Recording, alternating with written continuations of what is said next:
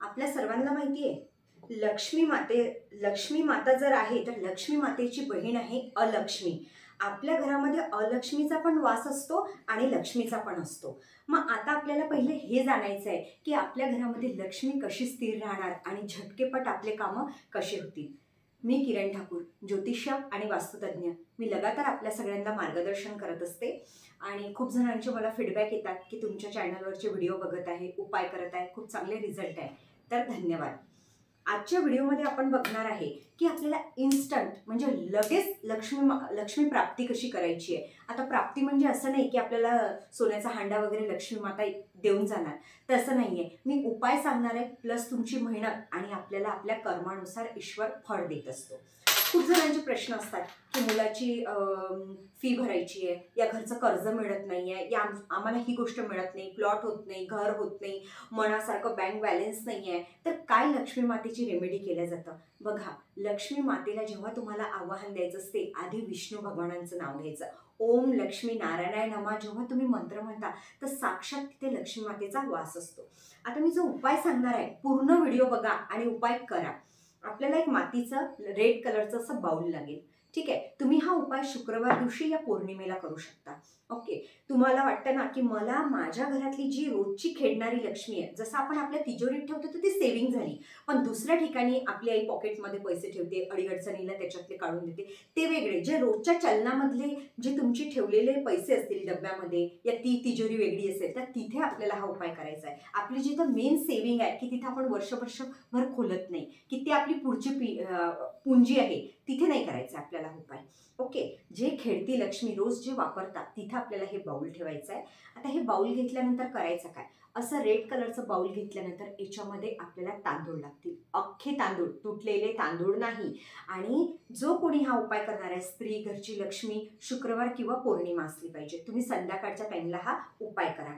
त्याच्यामध्ये 5 कॉईन टाकायचे आहेत आपल्याला। ओके, तुमच्याकडे चांदीचे कॉईन असतील तर ठीक, ते नसेल ते 1-1 रुपयाचे 5 कॉईन टाका आणि विलायची टाका, थोडी लोंग टाका। ओके, थोडं तुम्हाला वाटतं 7 टाकू शकता, 3, 2 तुमच्या परीनं। त्यानंतर हे बाउल आपल्याला घ्यायचं आणि देवघरात बसायचं आहे। आपल्या लाल आसनावर बसायचं, आपण पण होत असेल तर रेडच घालायचं आणि लक्ष्मी मातेची सेवा करायची आहे। काय सेवा करायची, 24 तास हे आपल्या देवघरामध्ये राहणार आहे, म्हणजे 1 दिवस पूर्ण। आपल्याला कमलगठ्ठ्याच्या माळीने पूर्ण एक माळ घ्यायची आहे। मी मंत्र सांगते, याच्यातला कोणताही एक मंत्र तुम्ही घेऊ शकता। ओम महालक्ष्मी नमः। ओके, सेकंड ओम धन धनाय नमः, तिसरा ओम लक्ष्मी नारायणाय नमः।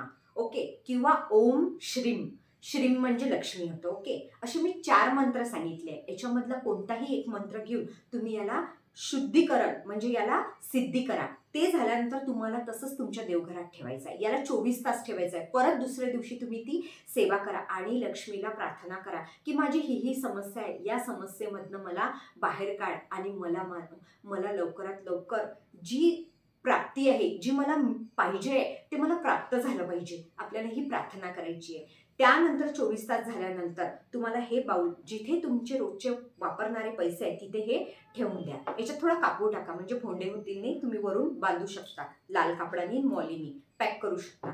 ओके, जेव्हा तुम्ही हे करणार तर रोज तुम्हाला लक्ष्मीची एक माळ पण घ्यायची आहे। काही दिवसामध्ये 1 महिन्याच्या अंदर रिझल्ट दिसतील की तुमची कामं होतील, पैशांचे कोणतेही कामं म्हणा ते कामं होताना दिसतील।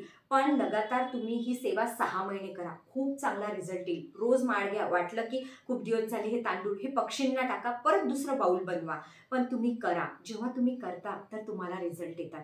तुमच्या घरी नॉर्थ दिशेला, उत्तरेला जरी तुम्ही हे बाउल ठेवलं तरी खूप चांगलं काम करेल। बघा, लक्ष्मी माता जिथे जास्त नाश होतो ना तिथे राहत नाही। तुमच्या घरचं अन्न जर वाया जात असेल, तुमची वाणी चांगली नाही, लगातार शिव्या, घरामध्ये किटकिट असतं, घरची स्त्री खुश नाही, घरातला मेन करता धरता विष्णू भगवान जो माणूस आहे तो खुश नाही आहे, तर कसं काय तुमच्या घरामध्ये धनप्राप्ती होणार ना।